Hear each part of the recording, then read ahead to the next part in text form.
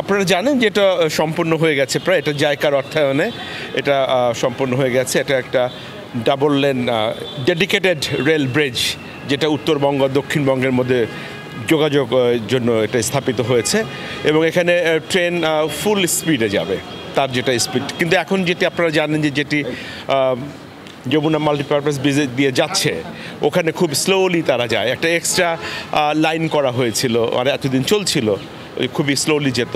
সেটাকে আসলে ওই অসুবিধাটা দূর করবার জন্য মূলত এটি করা হয়েছে এবং এটি উদ্বোধন আমরা খুব তাড়াতাড়ি করতে যাচ্ছি। আমরা আশা করছি যে জানুয়ারি মাসের শেষের দিকে অথবা ফেব্রুয়ারি মাসের প্রথম দিকে আমরা এটা উদ্বোধন করতে পারবো।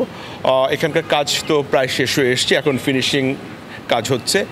আর আমাদের যেটি বলছিলেন যে এখান থেকে গাজীপুর পর্যন্ত সিঙ্গেল লেনের ব্যাপারে, এ ব্যাপারে আপনারা জানেন যে এটা জাইকার অর্থ সহায়তায় হয়েছে এবং জাইকার আরও যেগুলো পাইপলাইনে যে সমস্ত প্রজেক্টসগুলো আছে তার মধ্যে ওটিও একটি আছে যে এখান থেকে গাজীপুর পর্যন্ত ডাবল লেন হওয়ার কথা, সেটা ওদের সঙ্গে আমাদের আলাপ আলোচনা হচ্ছে।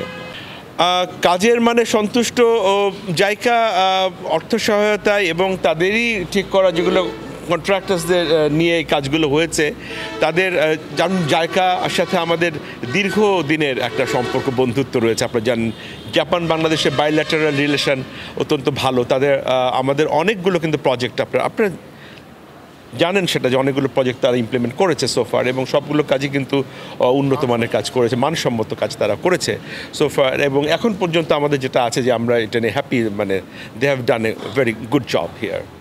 না, সেটা সুনির্দিষ্টভাবে বলতে পারছি না। আপনারা জানেন যে একটা প্রজেক্ট নিয়ে কথা আলোচনা শুরু হওয়ার পর থেকে সেটা কবে ইমপ্লিমেন্টেশনে যাবে, এটা অনেক কিছুর উপরে আসলে ডিপেন্ড করে।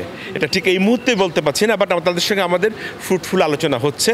এটা হোপফুলি আপনারা জানেন যে সারা বাংলাদেশেই অনেকগুলো প্রজেক্ট এই মুহূর্তে আমাদের বাংলাদেশ রেলের 29টা প্রজেক্ট কিন্তু আছে, চলমান আছে এবং অনেক ক্ষেত্রে সেগুলো সিঙ্গেল লাইনকে ডুয়াল লাইন করা, সিঙ্গেল গেজকে ডাবল গেজ করা, এই সমস্তগুলো হচ্ছে ইমপ্রুভমেন্টের জন্য। তো সেটার আওতাতে এটা আমাদের আলাপ আলোচনা হচ্ছে, নিশ্চয়ই অদূর ভবিষ্যতে নিশ্চয়ই এটা শুরু হবে। আপনারা জানেন যে আমাদের লোকোমোটিভ মানে রেলের ইঞ্জিন বা রেলের ক্যারেজ, যেটা আমরা বগি বলে থাকি, এগুলো স্বল্পতা রয়েছে। আমরা এগুলো প্রকিওর করতে অনেক সময় লাগে। আমরা সেরকম একটা প্ল্যান নিয়ে, আমাদের প্রকিউরমেন্টের প্ল্যানিংও আছে, আমাদের কিছু প্রকিওর আমরা করবো। আর রেল লাইনে এটা হচ্ছে সক্ষমতা বৃদ্ধিটা হয়ে যাক, তখন প্রয়োজনের নিরিখে।